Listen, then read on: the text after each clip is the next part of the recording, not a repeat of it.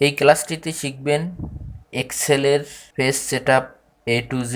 প্রথমত আমরা যদি এক্সেলের কোনো ডাটা প্রিন্ট করি তো সেক্ষেত্রে আমাদের কিছু প্রবলেম পড়তে হয়। যেমন ধরুন আমি একটি প্রিন্ট করব, প্রিন্ট করার জন্য আপনারা জানেন প্রিন্ট করার আগে কিভাবে দেখতে হয়। কন্ট্রোল F2 যখন প্রেস করবেন তখন প্রিন্ট করলে আপনার তথ্যগুলো ডাটাগুলো যেভাবে প্রিন্ট হবে সেভাবে দেখাবে এখানে।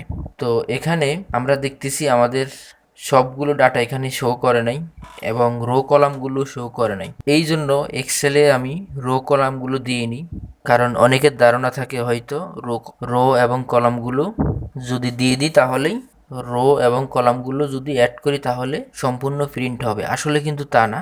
দেখুন আমি এখানে আমার এ থেকে পি পর্যন্ত সবগুলো কলামে ডাটা আছে, আমি এ পর্যন্ত প্রিন্ট করব, এ থেকে পি পর্যন্ত। এই জন্য এখান থেকে হোমের মেনু থেকে এখানে অল বর্ডার সিলেক্ট করব।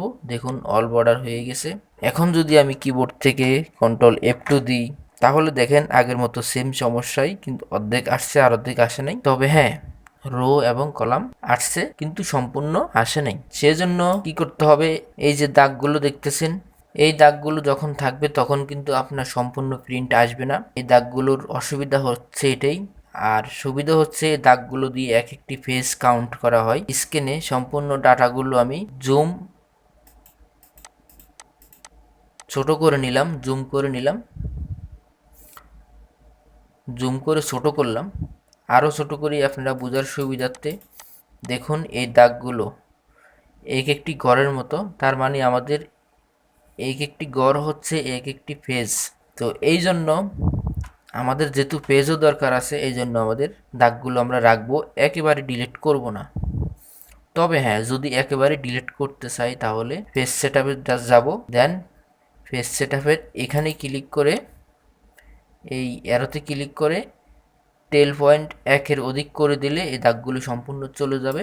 অথবা স্কেলের এখানে এসে তাও সেম মেনু আমরা পাবো, 1-এর অধিক করে দিলে টেল পয়েন্টটা দাগগুলো চলে যাবে। তবে আমি আবার জুম ইন করছি, একটু বড় করলাম। তবে দাগগুলো আমরা একেবারে বাদ করব না, এখানে স্কেল থেকে ছোট করে নিব, স্কেল মেজারমেন্ট, তাহলে দাগগুলো আস্তে আস্তে এদিকে চলে আসবে। তার মানে আমাদের পেজটি বড় হতে থাকবে। দেখুন আমি পার্সেন্টেজ কমিয়ে দিচ্ছি আর আমাদের পেজটি বড় হচ্ছে। দেখুন দাগটি এখানে চলে আসছে।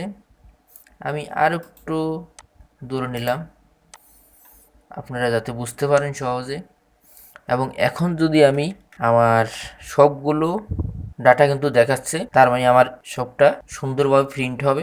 আর এখানে আরও একটি বিষয় হচ্ছে, এখানে এই যে পাশে কাটা কাটা দেখা যাচ্ছে বাট এটুক প্রিন্ট হবে।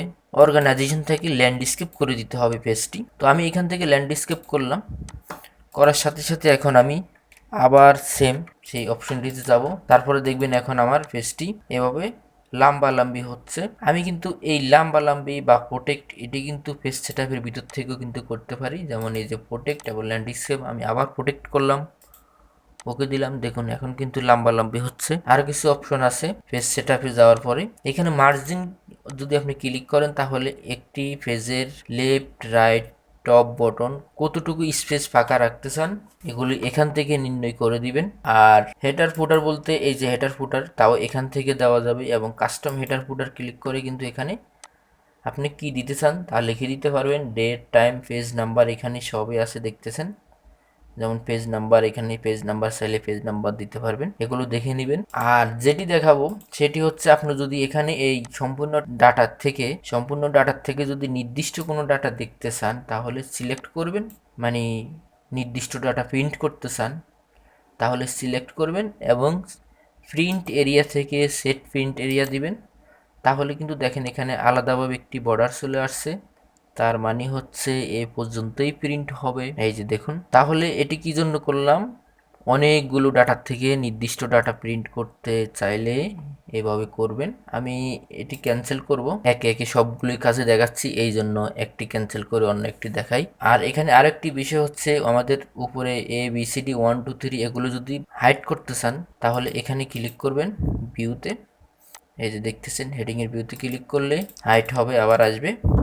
আর পেজ মার্জিন, এখানে কিছু মার্জিন দেওয়া আছে, এখান থেকে মার্জিন দিতে পারবেন এবং পেপার সাইজ A4 A3 বিভিন্ন সাইজ আছে, সেগুলো এখান থেকে দিতে পারবেন।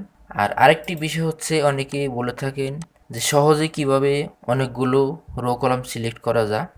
তাদের ক্ষেত্রে বলবো, প্রথম অপশনটাতে ক্লিক করবেন যেখান থেকে আপনি সিলেক্ট শুরু করতে চান, এবং শিফট ধরে শেষ প্রান্ত ক্লিক করবেন।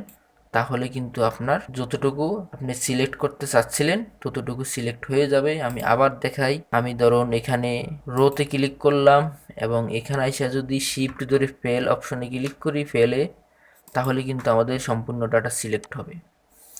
এটি শিফট ধরে একটু ট্রাই করে নেবেন যদি বুঝতে অসুবিধা হয়। লেকচারটি অনেক লং হয়ে যাচ্ছে, এ পর্যন্তই থাকবে। আপনারা সাবস্ক্রাইব করে পাশে থাকবেন, লাইক এবং শেয়ার করবেন, কমেন্টস করবেন, আপনাদের মতামত জানাবেন। ভালো থাকবেন, সুস্থ থাকবেন। আল্লাহ হাফেজ।